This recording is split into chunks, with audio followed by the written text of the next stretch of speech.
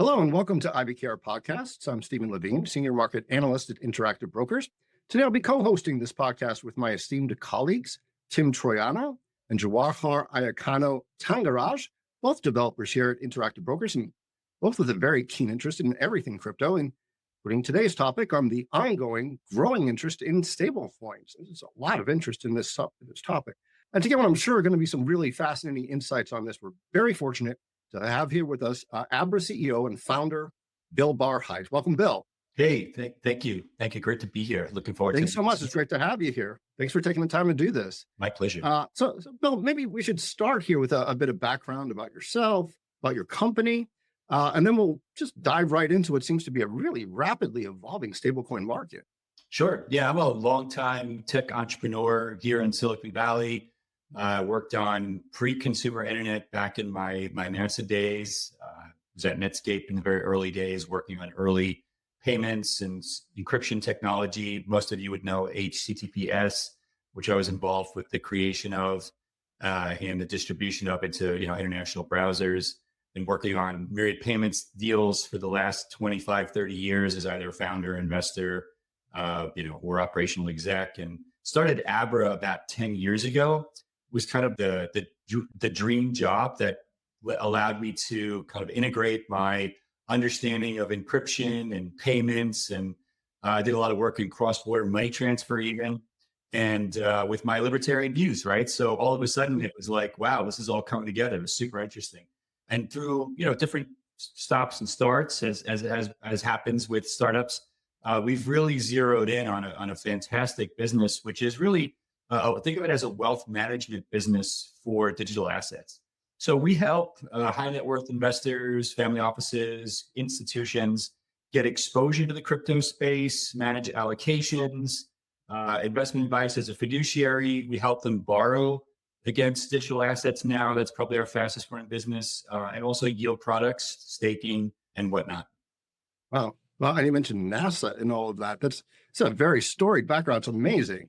Amazing. You gave one of the earliest TED Talks too, I understand. Yeah, I was a longtime member of TED and was honored to do the first TED Talk on Bitcoin. I think it was in 2011. I think Bitcoin was trading at something like $3. And even though it's a tech audience, just to put it in context, most people had either never heard of it or were like, I've heard of it, but I have no idea what it is. And so, I was astounded that they even asked me to do it, just given the nature of, it was so growing. It was just getting going, and those who were in the know kind of associated Bitcoin with Silk Road at the time. I wish I had listened to you then. I'm sure a lot of people probably wish the same. This is really terrific. So we're really excited to talk to you about stablecoins. I mean, this is like some topic. There's also some recent related legislation, their implications, innovation in the space. Really, just a great deal going on. But before we get too far, right, with what's happening with these assets, maybe you could explain for those listeners who aren't yet totally aware of exactly what they are. What are stable coins? Sure. Exactly. Why do we have them in terms of utility, right? How are they used? And what would you say would be like, say, the main attraction to transacting with them? So there's a couple of ways to explain what a stable coin is. In the simplest of terms, that integrates the idea of crypto and digital assets with the idea of traditional fiat money, fiat referring to the government issued money that we spend every day. So traditional crypto was based upon this idea that you could have a digital asset that didn't require any intermediary at all. Meaning, if I could store my money on my hard disk, I could literally send it to you by just knowing some long stream of numbers that you would give me, and there would be nobody in the middle of that transaction. We thought that problem was impossible to solve. Turns out this mysterious Satoshi character solved the problem. But that's all Bitcoin did. It allowed you to move the ones and zeros between those two addresses. Now, Ethereum came along and changed the definition of what that all did by making those assets themselves programmable, right? Meaning you could attach computer code to those assets and the ones and zeros that you were moving around. Turns out that one of the killer apps for being able to attach code to those ones and zeros moving back and forth was the creation of new types of tokens. And the first kind of token that we ended up creating to take advantage of that were these so-called stablecoins. So stablecoins basically take the best of the decentralized world where there's nobody in the middle of the transaction. And in theory, depending on your feelings on government, the best of the traditional government money issued world, where now, instead of moving paper around, you can move these digital tokens around. But what gives the digital token its value? Why are we allowed to call it a stable coin? Okay, so when I create one of these stable coins that's worth $1, my expectation is that there's a dollar or dollar equivalent, like a treasury bond, in a bank account somewhere backing that stable coin. So you've taken a trustless system and you've added a certain amount of trust to it, which you have to do in the physical world, right? So that stable coin now can be equal to however many dollars I have in a bank account representing the value of those tokens, hence the term stablecoin. It has nothing to do with the purchasing power of the dollar, which of course is not stable. It continues to fall precipitously, but the actual dollar value of the tokens should always stay the same. And then what you would do is you would ideally audit the bank account or bank accounts of that stablecoin issuer to make sure that if they have $100 billion in stablecoin tokens floating around, that they have $100 billion worth of dollars or dollar equivalents like treasuries in those bank accounts. Wow. Okay. So like a $1,000 stable coin is backed by $1,000 cash or cash equivalents. Correct. Okay. Okay. And is it a really liquid market? I'm assuming that it's becoming more and more liquid as time goes. That's right. Stablecoins started out solving a problem where exchanges literally could not open bank accounts, right? Because everybody just thought that, all these crypto tech bros were just a bunch of shadowy supercoders who, they shouldn't open bank accounts for. So someone came up with this idea. Well, how do we solve the problem? Well, if we can't open a bank account, how do we get dollars in and out of the exchange? So somebody came up with this idea. Well, if we just move stable coins around as digital dollars, we don't need bank accounts. And we'll just give on and off ramps to, established institutions to do that. And Tether was the first big example of a company that did that. But now there are hundreds of billions of dollars worth of these stable coins floating around from multiple companies, not just Tether. And they're solving all kinds of problems beyond just this bank account problem that I mentioned. So it's amazing. I mean, it's really, really fascinating stuff. And we're going to get more into the issuers and the dominant players in this market, Tether as one of them. Do you see any real risks associated with transacting with them? There's two big risks associated. Now, before I talk about the risks, let me say I'm talking specifically about dollar-backed stablecoins or euro-backed or Swiss franc. There are other type of stablecoins. There's algorithmic, there's synthetic dollar. I'm not going to get into what those are. It's too involved for this conversation. So when I talk about the risks, I'm specifically talking about the risks for dollar-backed stablecoins. There are really two risks you have to be aware of. The first is what I said before, which is, are the dollars or dollar-backed securities really in the account that back those tokens? Are they audited? Meaning, can I see somewhere a public-facing audit that those dollars that issuer says are there are really there? Okay, it's common sense. And the second risk is technology risk. In other words, if I have created a new token or digital assets representing those dollars, can that token's code be hacked? In other words, could I somehow issue myself $100,000 worth of some stable coin that isn't actually backed by dollars? And the next thing you know, I've got 10 times the number of stable coins floating around that I do dollars. Now, the good news is that I think we've, at least for the stablecoin specific type of product, have really addressed the technology risk. Those type of tokens have been around for several years now and have proven to be very stable from a technology perspective, not hackable, and generally reliable, very reliable. Okay. The only issue with them from a technology perspective is the fees can be highly volatile. And that's been solved by competitive technologies like Solana, and I'm not recommending anything, but you have Solana, you have Base. There's a lot of competitive blockchain technologies now that have addressed that fee problem. Okay. And of course, more of these issuers are providing public-facing audits, and the regulators are requiring those audits, including the new Genius Act legislation that was passed in the US. the Genius Act, I understand it was signed into law earlier this year. I mean, back in July, I understand, had great, strong bipartisan support. Then there's the Clarity Act, which is still a bill, I understand, right? It's not That's law. But in general, I understand the Genius Act is centered solely on stablecoins. That's right. With an aim to not only help provide strength to the US dollar as the global reserve currency, but also addresses issues like consumer protection. Clarity Act, I'm understanding, offers a more structured approach to the broader digital landscape. So this includes classification, regulation, stablecoins included, I suppose. Yep. That's right. And then there's these reserve requirements. I'm understanding. What else can you tell us about these new laws or these new rules?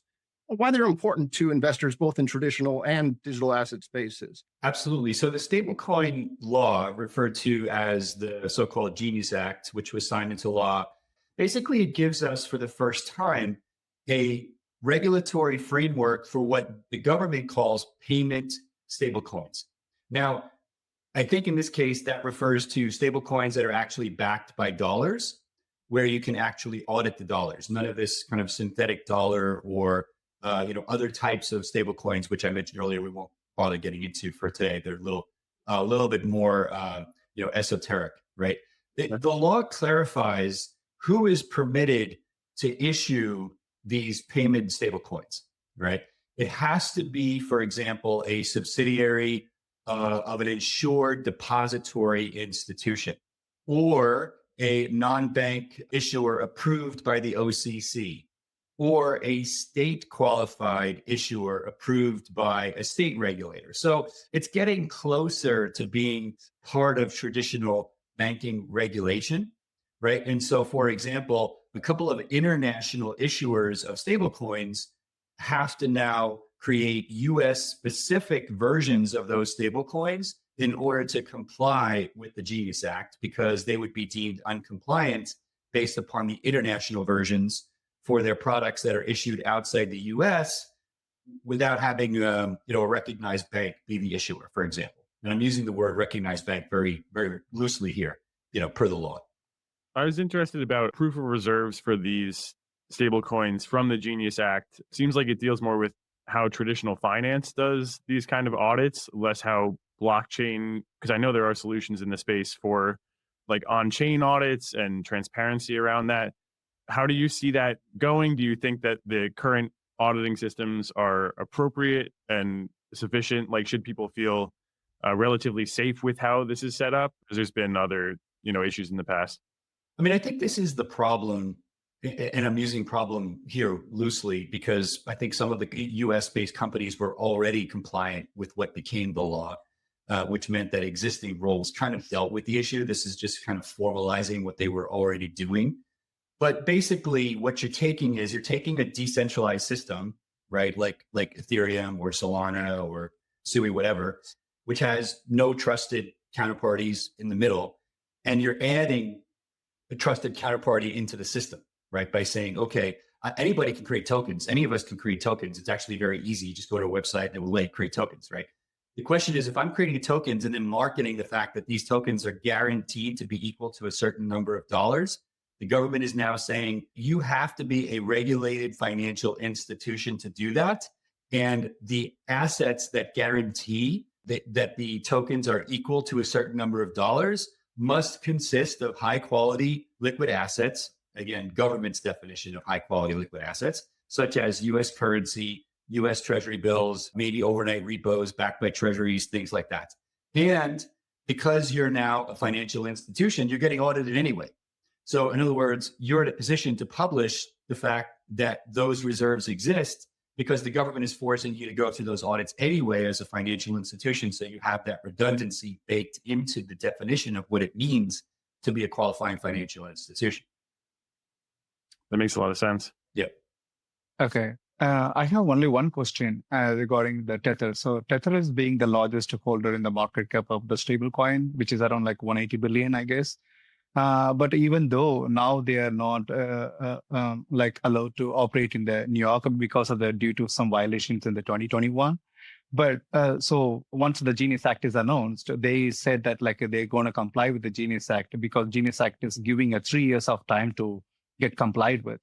So Tether's told that like they're going to introduce a new stable coin on board of like USDT as well. That's So right. do you have any thoughts about it? Yeah, the law is very clear now, right? So what they're doing outside the U.S., and I want to opine how it works. I'm not in the weeds, but they acquiesced and said, okay, we recognize that as the law is now created, hasn't taken effect yet, but will soon. We don't comply, and we as Tether don't comply. So they basically said, in my understanding, we're going to create a U.S. subsidiary with a U.S. banking partner that will issue that stablecoin. And they hired somebody, I think it was even from this administration, to lead that effort. And they've announced that they will, in fact, create a U.S. based version of the Tether dollar, which is then in compliance with the Genius Act as it was approved by Congress and signed by the president. Awesome. This is great. I mean, what really got me in general was the projected amount of supply that I read this industry report. I think it was Citi, and they were projecting that stablecoin supply could reach somewhere between like 1.6 and 3.7 trillion dollars. That's with a T. Right. By 2030, that's what is it today? It's like a little bit more than maybe 325 billion, I understand. Yep. And I saw this Fed governor, Stephen Mirren. There was an article on him and his speech at the New York Harvard Club recently. He was also talking about this. And, you know, it's a pretty astronomical increase from today, these projected amounts. I mean, it could be a potential rise of, say, like 400 to 1,000% at the top end in just 5 years, right? So, when we're talking about reserves, when we're talking about cash equivalents and say short-dated treasuries that are backing these, it triggers, you know, some questions about the treasury market and the Fed. How do you expect, you know, these increased purchases of say short-dated treasuries by stablecoin issuers might impact the treasury market? I mean, do you think it will have some effect on rates and the FOMC's decisions on monetary policy? There's more to it than this as well. There's also these concerns about, you know, maybe potential outflows of foreign currencies into stablecoins that could also strengthen the US dollar, that could also have an effect on policy. Yep, for sure. Let me rewind a little bit and explain why the Treasury Department and this administration is so bullish on stablecoins. It's not some, you know, fly by night, you know, cool thing that they just said, oh, American consumers should embrace. There's actually a very good reason why this is happening the way it's happening. Okay, so let's just take what's happened in the last 18 months independent of stablecoins. Federal Reserve has lowered rates 3 times, as I recall, as of this recording. Now, historically, when you do that, when you lower Fed, you know, lending rates, it's supposed to have a trickle-down effect normally on treasury rates, mortgage rates, et cetera, because it's increasing liquidity in the system, which in English means it should lower those other rates as well over, you know, relatively quickly. In all 3 cases, the opposite happened immediately, right? Mid duration and long duration bonds yields spiked. That's not supposed to happen. Why did that happen? Well, I believe it happened for 2 big reasons. One, fixed income markets are really worried about the so-called game being up and, you know, believing that, okay, you're $38 trillion in debt, Mr. Debtor, and nobody wants to buy your debt anymore, right? So which leads to part 2, which is that Japan, China, Germany are all net sellers of U.S. debt now. So if we're going to refinance all this debt that we have, who's going to buy it?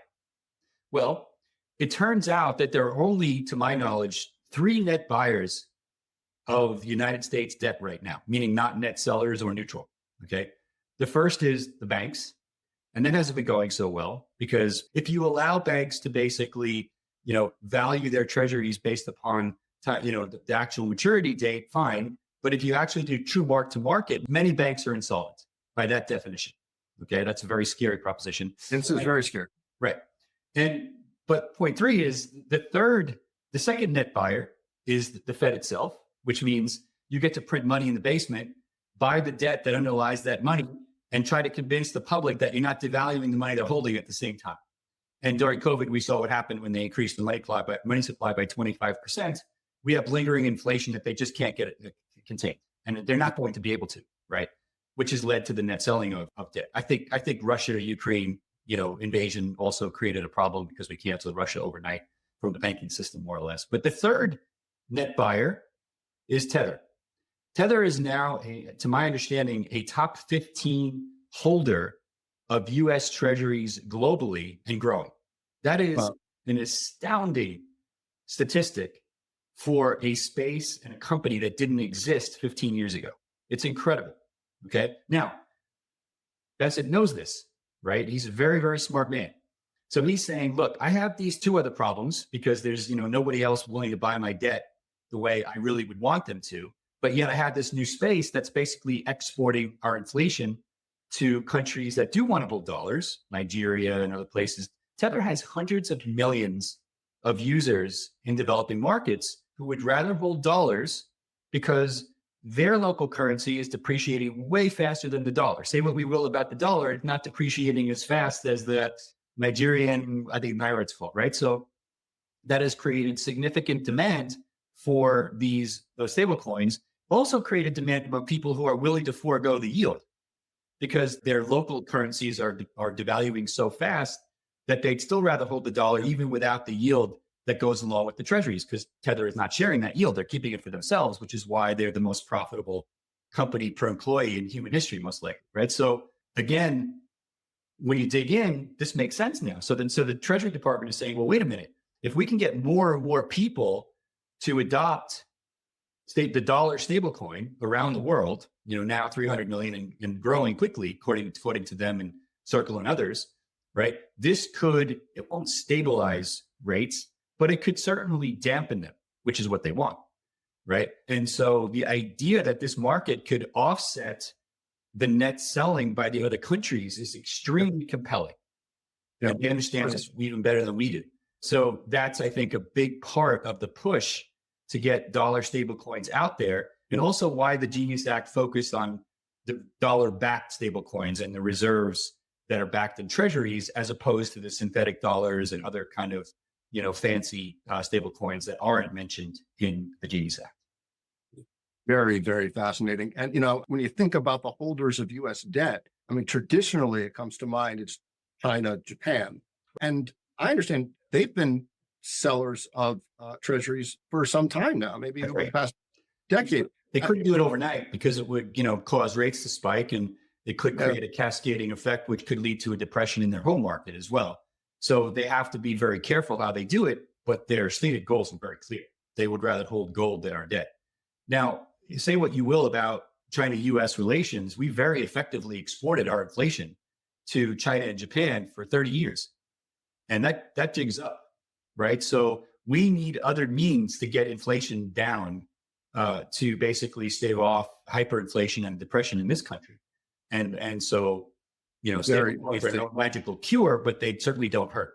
The devaluation of currencies in other countries that you mentioned too, that just brings to mind the swap line that we did with Argentina not long ago. And I know that we've had podcast material about Argentina, where that country would prefer, if they could, to hold the US dollar as their alternative currency or their reserve in general, so that they could transact with them. Yeah. So in terms of issuance, so we'll just look at the issuers in the market. We talked about Tether. There's also Circle. Yep. So I understand Tether's the USDT, Circle's the USDC. They represent something like 85, 90% of the issuance today. Probably. And I know you mentioned there were other issuers that are now like exploding into the market. I think JP Morgan, I don't think this is a true stable coin, but I think JP Morgan rolled out something called a JPM coin. It's like a deposit token. Looks like it's backed by cash deposits held at the bank. There's also this company very recently called MoonPay, and they just announced that they're starting a stablecoin business and issuing stablecoins and managing reserves. It's just so much activity for me to even keep up with, to even just have this conversation, which is incredible. Do you think, say, over the next 1 to 2 years that Tether and Circle are still going to be the dominant issuers of stablecoins in the market, or do you think there'll be like other competition, big banks, other big firms? Yeah, look, nobody's going to catch Tether and Circle in the short term, in my opinion.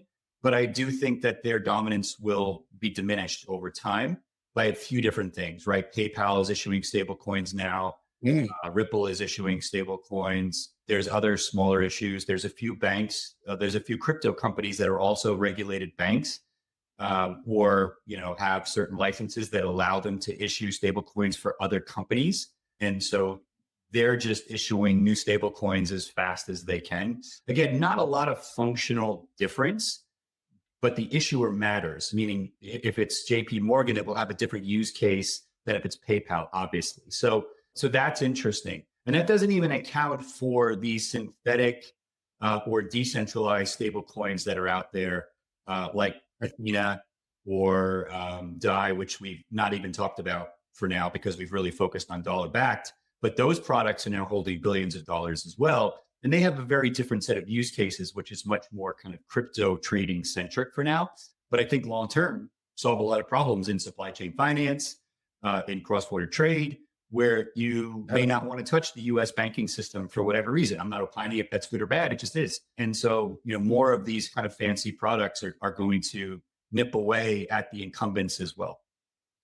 Wow. There's all sorts of opportunities, especially with the new framework that was introduced by the legislation, by the Genius Act, et cetera, to innovate now. It seems I saw like Visa and MasterCard. I mean, they have, I don't know how long they've had these for, but they're stable coin based debit cards. Yeah. Interesting stuff. Based debit card basically means you can bypass the traditional banking system and generally pay your bills, travel, and live a dollar-based life if you want to, even if you're not in the US. I would say the initial dollar-based stablecoin debit card products I'm seeing so far are more popular outside the US than they are in the US. Because for Americans, most people, this is a hard conversation to follow. I'm trying to, keep it simple. But the reality is for a lot of people who have a bank account, they're like, okay, I may not like my bank, but what's the problem again? And so, for international people in developing markets, especially, and I did a lot of work in remittances where they just get crushed by fees, right? This helps a lot because the more hands you take out of the pie, right? The more of the pie that's left behind, which is what the consumer wants, or they have access to dollars in the first place, which they don't today. But now extend that to supply chain finance, other types of cross-border trade, eliminating bank wires. When was the last time you sent a bank wire and said, oh my God, that was such an amazing experience. I can't wait to send another bank wire, right? I don't know if Swift lives up to its name anymore. Is it so Swift? I don't know. I mean, it's been marketing. We can patron whatever. But yeah, I mean, exactly, right? So again, the easiest way to deal with those things is to shut them down by eliminating the need, right? So out with the old, in with the new, as they say, and this is the new. I was going to ask, in that space for the average consumer, I mean, obviously internationally, there's huge benefits to taking out these intermediaries and shortening that time for transactions. For a US consumer or investor who just wants to park their money, like, is there any advantage? Are there any advantages to something like USDC over a high yield savings account or something that would have an insured backing, something that people might feel more safe with? Yeah. So here's what I think is going to happen, and I'll relate this to your guys' world at IB, for example, right? So today, if you look at how crypto works, tokens, and you look at how stocks work, meaning with their custodians and settlement or bonds, or even real estate with titles, when you buy or sell a house, you reissue a title and you have escrow for that. That's all about to be tokenized, all of it. So what we're calling a stable coin now is actually in reality a tokenized real world asset. The real world asset in this case happens to be the dollar. What you're about to see happen is you're going to see real world tokenized versions of stocks, bonds, real estate, right? And that's what Abra does, is we basically provide vaults to clients where they can store their digital assets. Today, those digital assets are a combination of crypto and stable coins that are about to become everything. And you might say to yourself, well, why does that matter? I think there's three reasons why it matters. The first is today you operate in your world in this highly regulated world of stock trading where stock markets are closed more than they're open, whereas crypto trades 24/7 and you can't shut it off. So you're about to merge tokenized stocks into that world. So you'll have 24/7 liquidity and all of those assets will be fungible, meaning I'll be able to trade my tokenized Apple for Bitcoin, my tokenized Apple for, USDC, my USDC for tokenized NVIDIA, whatever, or even for gold, right? The third part is the same way I can borrow against Bitcoin now, I can borrow against the value of all of those tokens because they're all fungible. The only thing that's required for me to be able to borrow against something is that I can easily sell it if you don't pay back the loan, right? You don't pay back your HELOC loan on your house. Eventually the bank's going to confiscate your house and sell it to pay back the loan. Okay. So if you can tokenize Apple shares or NVIDIA shares or gold, or even your house for that matter, they all become fungible for purposes of borrowing against them. That's actually, in my opinion, the future of wealth management, the future of banking, and they merge, right? And that's what we're focused on at Abra, is helping, even companies like yourselves to be able to facilitate that over time. And that's where this is headed. I'd love to hear more about, say, what Abra is working on or has either in the works or has initiatives currently that align with your vision for how you see what investors probably are looking for in, say, the next 1 to 3 years in this space. Yeah. So that's a good question. So today what we've done is we've built the next generation wealth management platform to be able to deal with these digital assets. So our clients are high net worth investors, family offices, institutions that want exposure to the space, want to earn yield on the assets they're holding, whether it's Bitcoin or Ethereum, Solana, whatever. They want to be able to borrow against those assets. A lot of our clients got in very early in Bitcoin. It went from 1% of their holdings to 50% of their holdings because the price went up so much. They don't want to sell because they believe the price is going to continue to accrue and they don't want to have to pay taxes on those gains. So they can very easily in our system borrow against the value of the Bitcoin at a relatively modest LTV. And if the price goes up more, they can borrow more. And like I said, in the future, that will include other types of tokens, whether it's tokenized stocks or the tokenized title to your house or whatever the marketplace deems is liquid enough to be able to facilitate those types of credit instruments. I think the bank account of the future will be a vault that will be the sum total value of all of those tokenized assets. And your equivalent of a credit card will simply give you a credit line against all of it. It won't be a physical credit card. It'll just be, some virtual set of numbers. So that's where we're headed. And so today what we've done is we've built a very simple model to help our home clients navigate the space, be able to buy, sell those tokens, be able to earn yield on them, borrow against. We're now helping other wealth advisors do the same thing for their clients. And then the next generation for us is helping to facilitate this tokenization of real world assets as well. Stocks, other types of stable coins, potentially fixed income instruments, et cetera, et cetera. Yeah, this is a very, very interesting thing to my mind with tokenizing stocks and other assets. I think it's all really interesting. I mean, just one question quick about, taking out loans on something like Bitcoin that many would consider as like a highly volatile asset, even in the last month being down almost 20%. How does that work if someone takes out a loan and the asset price drops? Does that change, the loan structure, those thresholds? Yeah, when you take out a loan against an existing asset, like a home equity line of credit or a loan against your Apple shares, you end up with what's called a loan to value ratio, right? And anybody who's taken out a loan against one of those knows what an LTV or loan to value ratio is. So for Bitcoin in particular, because it has about a third, what we call a 30 vol asset, which means the average volatility over its 12-month period would fluctuate, 30% in either direction. We would recommend that they keep that LTV for the initial loan probably in the 35 to 45% range.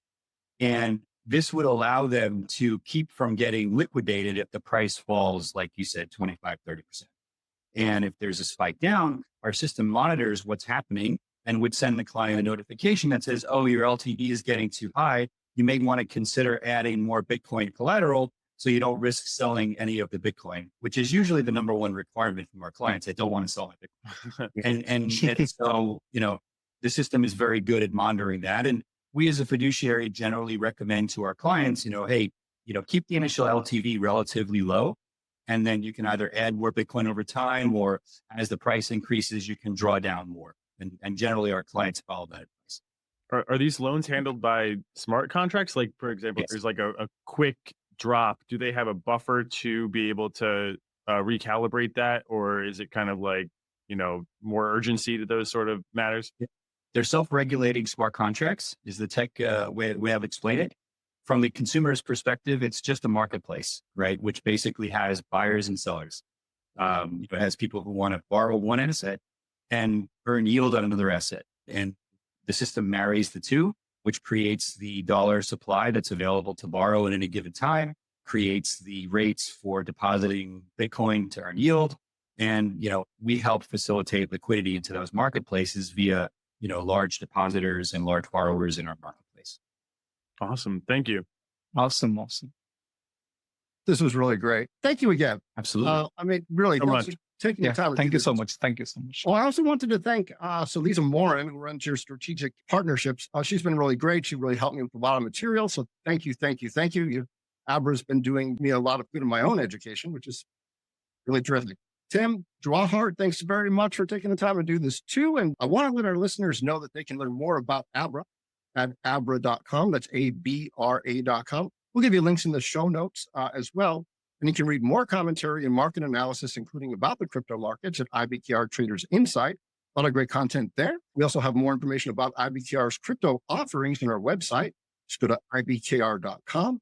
And for a full list of financial educational offerings, visit the IBKR campus, where, as always, all of our educational material is provided to the public at no cost. Until next time, I'm Stephen Levine with Interactive Brokers. Thanks for joining us. The analysis in this material is provided for information only and is not and should not be construed as an offer to sell or the solicitation of an offer to buy any security. To the extent that this material discusses general market activity, industry, or sector trends, or other broad-based economic or political conditions, it should not be construed as research or investment advice. To the extent that it includes references to specific securities, commodities, currencies, or other instruments, those references do not constitute a recommendation by IBKR to buy, sell, or hold such investments. This material does not and is not intended to take into account the particular financial conditions, investment objectives, or requirements of individual customers. Before acting on this material, you should consider whether it is suitable for your particular circumstances, and, as necessary, seek professional advice. Stablecoins and tokenized assets are not legal tender, are not insured by the FDIC or any government agency, and may lose value. They carry risks including issuer insolvency, regulatory changes, operational failures, and potential inability to redeem for fiat currency. By transacting in stablecoins, you acknowledge and accept these risks. Trading in digital assets, including cryptocurrencies, is especially risky and is only for individuals with a high risk tolerance and the financial ability to sustain losses.